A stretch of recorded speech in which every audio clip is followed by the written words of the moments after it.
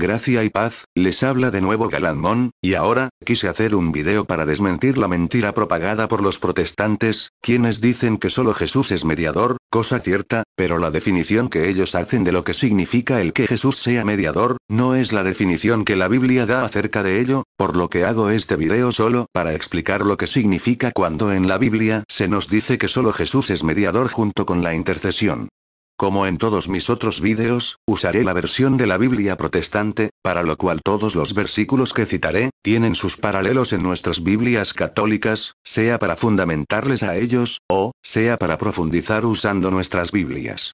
Empecemos entonces. Lo que nos dicen los protestantes. Como bien sabemos, los protestantes, cuando nosotros hablamos de la intercesión de santos, ellos casi automáticamente sin la necesidad de pensar, citan los versículos los cuales hablan en la Biblia, sobre el rol de Jesús como mediador, el cual únicamente realiza él mismo, cosa absolutamente cierta, pero al igual que en el tema de la idolatría, ellos citan las partes en la Biblia que hablan sobre esa palabra, pero la definición en la que se basan es en la de ellos, mas no la de la Biblia. Es decir, la palabra está en el versículo que ellos citan, pero lo que significa, según la Biblia es diferente a lo que ellos dicen que significa. Los protestantes no distinguen la mediación de la intercesión, basándose en el diccionario para interpretar lo que significa esa palabra, en lugar de profundizar en el contexto de la Biblia, para averiguar lo que significa para ella. Citaré a continuación los pasajes que ellos citan y hablan acerca de que solo Jesús es mediador. Solo Jesús mediador. Y el mediador no lo es de uno solo. Pero Dios es uno. Gálatas 3, 20. Porque hay un solo Dios, y un solo mediador entre Dios y los hombres, Jesucristo hombre, 1 Timoteo 2, 5. Pero ahora tanto mejor ministerio es el suyo, cuanto es mediador de un mejor pacto, establecido sobre mejores promesas. Hebreos 8, 6. A Jesús el mediador del nuevo pacto, y a la sangre rociada que habla mejor que la de Abel. Hebreos 12, 24. Como vemos, claramente la Biblia nos dice, no solo que Jesús es mediador, sino que solo Jesús es mediador en este pacto eterno en él. Además, algo que suelen repetir es, Jesús le dijo, yo soy el camino, y la verdad, y la vida. Nadie viene al Padre, sino por mí. Juan 14, 6. Cosa que no negamos, pero el problema es que los protestantes creen que la intercesión, basándose en el diccionario, significa en la Biblia, el reemplazar a Cristo por algún santo o por María, cosa completamente falsa, puesto que en ningún momento la intención es poner a alguien distinto de Jesús como camino alterno para llegar al Padre, sino que, se recurre en oración a otra persona, la cual nos ayude a acercarnos a Dios mediante ese puente a Dios Padre, que es Cristo Jesús y nadie más que Él. Pero los protestantes buscan dar una idea errada sobre esto, haciendo creer que la ayuda en oración con quienes están en la presencia de Dios, significa querer reemplazar a Jesús para poner a su lugar a María o al Papa o a algún santo, cosa falsa. Veamos ahora lo que significa para la Biblia, mas no para los protestantes, el hecho de que solo Cristo sea mediador. Lo que significa el ser mediador según la Biblia. Es importante saber lo que significa una palabra según la Biblia, no según lo que nosotros entendamos que significa esa palabra, y para este caso, el hecho de que Jesús sea mediador no significa que solo a Él se le deba pedir directamente, puesto que la Biblia dice, y todo lo que pidiereis al Padre en mi nombre, lo haré, para que el Padre sea glorificado en el Hijo. Juan 14, 13. Mas no dice, pídanme solo a mí y lo haré, Juan 14, 13. Tampoco dice, y todo pídanmelo a mí y yo se lo presento al Padre. Juan 14, 13. Ni nada parecido a lo que nos dicen los protestantes con respecto a presentar peticiones, puesto que la mediación de la que se habla en la Biblia, que es distinto que intercesión, es realizada únicamente por Jesús, pero en cuanto a la remisión de pecados. Nadie le pide a ningún santo o a María que les medien la salvación eterna, y menos aún de la manera en que la misma Biblia dice en cómo es que Cristo es mediador único entre nosotros y el Padre. Veamos las siguientes citas, en las cuales hablo en paralelo del capítulo 9 del libro de Hebreos junto con el capítulo 16 del libro de Levítico. Pablo empieza hablando en el capítulo 9 de Hebreos, sobre el antiguo pacto, en el que se tenía que hacer una serie de purificaciones para poder realizar la expiación del pecado a favor del pueblo y perdonar los pecados cometidos en todo el año, expiación que duraba el tiempo que estaba el sumo sacerdote frente al arca y terminaba cuando salía de la presencia del Santísimo, y para fines prácticos, resumiré las partes menos relevantes con respecto a este tema, y recomiendo lean ambos capítulos completos. Pero en la segunda parte, solo el sumo sacerdote una vez al año, no sin sangre, la cual ofrece por sí mismo y por los pecados de ignorancia del pueblo. Hebreos 9, 7. Pablo empieza explicando el ritual realizado por el sumo sacerdote en el antiguo pacto realizado para la expiación del pueblo, por los pecados cometidos en el año que acababa de pasar desde la última expiación. Hará la expiación el sacerdote, y hará la expiación por el santuario santo, y el tabernáculo de reunión. También hará expiación por el altar, por los sacerdotes y por todo el pueblo de la congregación. Y esto tendréis como estatuto perpetuo, para hacer expiación una vez al año por todos los pecados de Israel. Levítico 16, 32, 34. Como vemos, hablando del sumo sacerdote, era el que oficiaba las purificaciones tanto del altar, como del santuario, como el del tabernáculo, como el de los otros sacerdotes, para que se pueda presentar expiación por el pueblo de Israel, puesto que para ello, todo el resto tenía que estar perfectamente purificado. Sigamos viendo lo que explica Pablo. Lo cual es símbolo para el tiempo presente, según el cual se presentan ofrendas y sacrificios que no pueden hacer perfecto. Pero estando ya presente Cristo, sumo sacerdote de los bienes venideros, por el más amplio y más perfecto tabernáculo, no hecho de manos, es decir, no de esta creación, y no por sangre de machos cabríos ni de becerros, sino por su propia sangre, entró una vez para siempre en el lugar santísimo, habiendo obtenido eterna redención. Hebreos 9, 9, 12. Como vemos, Pablo sigue explicando que lo que hacía el sumo sacerdote en el antiguo pacto era símbolo, figura, o mejor dicho, prefigura del tiempo presente, en el que Cristo hace él mismo lo que hacía el sumo sacerdote en el pacto antiguo, pero ya no en un lugar físico, en un santuario construido por mano de hombres, sino en uno celestial, mas no terrenal. Haciendo esto para nuestra redención. Sigamos viendo. Porque si la sangre de los toros y de los machos cabríos santifican para la purificación de la carne, cuanto más la sangre de Cristo, el cual mediante el Espíritu Eterno se ofreció a sí mismo sin mancha a Dios, limpiará vuestras conciencias de obras muertas para que sirváis al Dios vivo.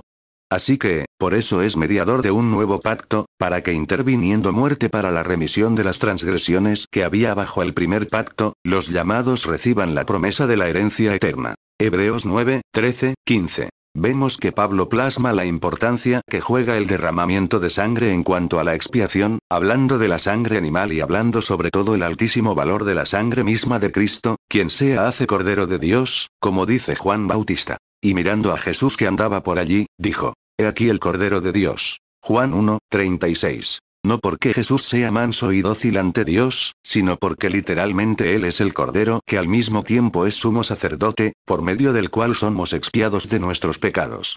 Veamos lo que dice el Levítico. Después degollará el macho cabrío en expiación por el pecado del pueblo, y hará de la sangre como hizo con la sangre del becerro, y la esparcirá sobre el propiciatorio y delante del propiciatorio.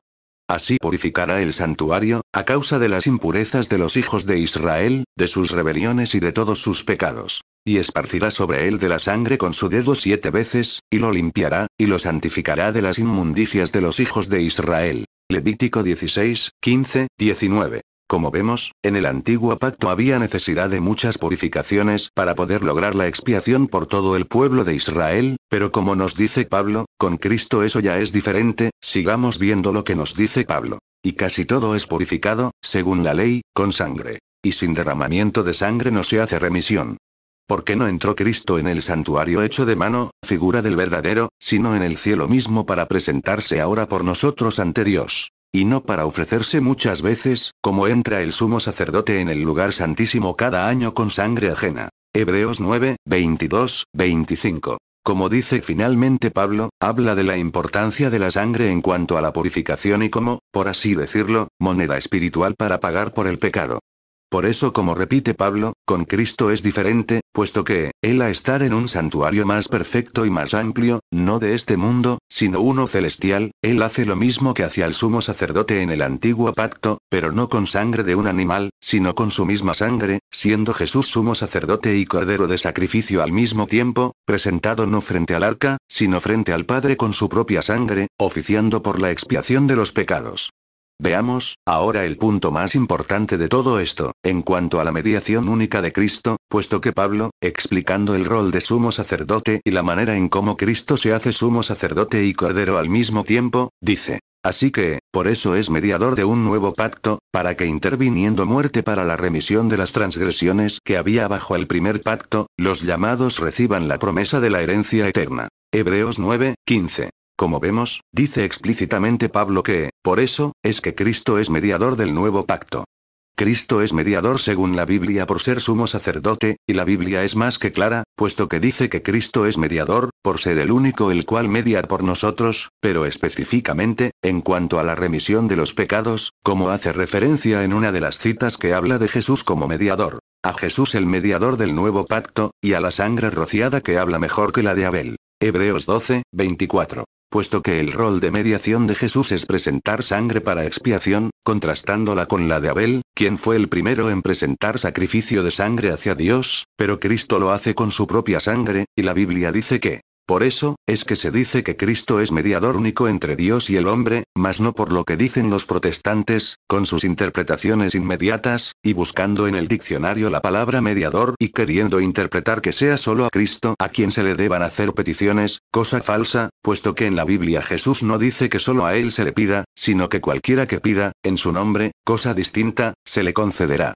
Por lo que, el tema de la intercesión de los santos, lo dejaré para otro video, como complementación de este y como base para otros temas. Cristo media como sumo sacerdote. Como vemos, Pablo confirma que la mediación de Cristo significa a su mediación única, que realiza, no como único receptor de peticiones como dicen los protestantes, sino como sumo y eterno sacerdote. Y no para ofrecerse muchas veces, como entra el sumo sacerdote en el lugar santísimo cada año con sangre ajena. Hebreos 9:25. Pero estando ya presente Cristo, sumo sacerdote de los bienes venideros, por el más amplio y más perfecto tabernáculo, no hecho de manos, es decir, no de esta creación, Hebreos 9:11. Donde Jesús entró por nosotros como precursor, hecho sumo sacerdote para siempre según el orden de Melquisedec. Hebreos 6:20. Haciendo que, el sacrificio que nuestros sacerdotes, no sea la repetición del sacrificio de la expiación, sino la renovación de la expiación que oficia Jesús. Para lo cual, recomiendo vean el video de la Eucaristía, y posteriormente haré otro video en cuanto al propósito de la misma. Veamos ahora el siguiente punto. La intercesión. Finalmente, veamos que, si bien es cierto que los protestantes dicen, cuando nosotros hablamos de la diferencia entre mediación e intercesión, ellos citan las partes de la Biblia que hablan de la intercesión del Espíritu Santo y de Cristo, pero ellos agregan un tácito que no existe ni en sus Biblias, queriendo dar a entender falsamente que solo Cristo y el Espíritu Santo interceden por nosotros, reforzando la idea errada que ellos tienen sobre lo que significa realmente cuando la Biblia habla de la mediación de Cristo. ¿Quién es el que condenará? Cristo es el que murió. Más aún, el que también resucitó, el que además está a la diestra de Dios, el que también intercede por nosotros. Romanos 8:34. Por lo cual puede también salvar perpetuamente a los que por él se acercan a Dios, viviendo siempre para interceder por ellos. Hebreos 7:25. Y de igual manera el Espíritu nos ayuda en nuestra debilidad. Pues qué hemos de pedir como conviene, no lo sabemos, pero el Espíritu mismo intercede por nosotros con gemidos indecibles. Romanos 8:26. Comprobamos que tanto el Espíritu Santo como Jesús interceden por nosotros, pero lo que dicen los protestantes es que solo ellos interceden por nosotros, cosa falsa, porque la Biblia no dice eso, sino que ellos lo agregan en sus mentes, agregando algo que la Biblia no dice y tergiversando la verdad, reforzando la idea errada que ellos tienen acerca de lo que significa la mediación única de Cristo, que ya explicamos y Pablo fue sumamente claro en decir lo que ello significa. Como mencioné, explicaré más a fondo la intercesión de los santos según la Biblia. Espero les haya gustado este video, en el que trate de ceñirme solo al punto en específico, aunque largo de por sí, para explicar lo que significa en la Biblia cuando se habla del rol de mediación de Cristo según la Biblia, mas no según especulaciones protestantes. Para más información sobre otros temas de fe, visite nuestra página de Facebook, Defensa Católica, y ayúdenos a hacer crecer nuestra página, dándole un clic en me gusta, jejeje, Dios los bendiga.